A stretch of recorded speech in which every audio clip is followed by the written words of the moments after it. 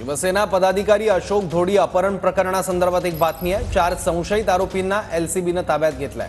संशयितांनी मोठे खुलासे केल्याची पोलीस सूत्रांची माहिती आहे। काही तासातच अशोक धोडी अपहरण प्रकरण उघड होण्याची शक्यता आहे। याबद्दल आणखी माहिती घेऊयात, आपले प्रतिनिधी हुसैन मोहम्मद आपल्या सोबत आहेत। हुसैन,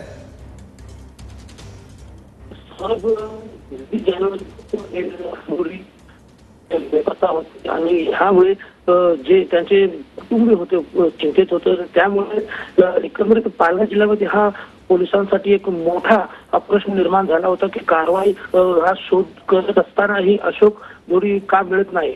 त्याच्यानंतर पोलिसांनी आपले चक्र जी आहे ते फिरवले आणि 4 जे संशयित आरोपी आहेत त्यांना काल रात्री जे पोलिसांनी ताब्यात घेतले आणि त्यांना चौकशीच्या दरम्यान त्यांनी जे आहे मोठे खुलासे केल्याची पोलिसांची सूत्रांची माहिती मिळाली आहे।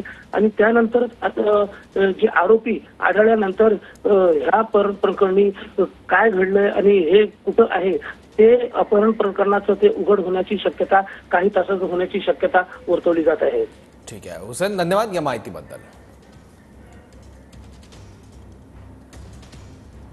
संशयितांनी मोठे खुलासे केल्याची पोलीस सूत्रांची माहिती आहे। 4 संशयितांना पोलिसांनी त्यापूर्वी ताब्यात घेतलेलं होतं, त्यामुळे लवकरच धोडी प्रकरणात नेमकं काय सत्य आहे ते बाहेर येण्याची शक्यता आहे।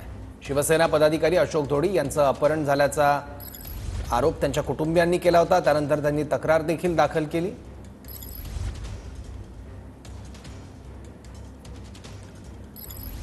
हा तपास करताना 4 संशयितांना पोलिसांनी ताब्यात घेतलं आणि संशयितांनी मोठे खुलासे केल्याची पोलीस सूत्रांची माहिती आहे।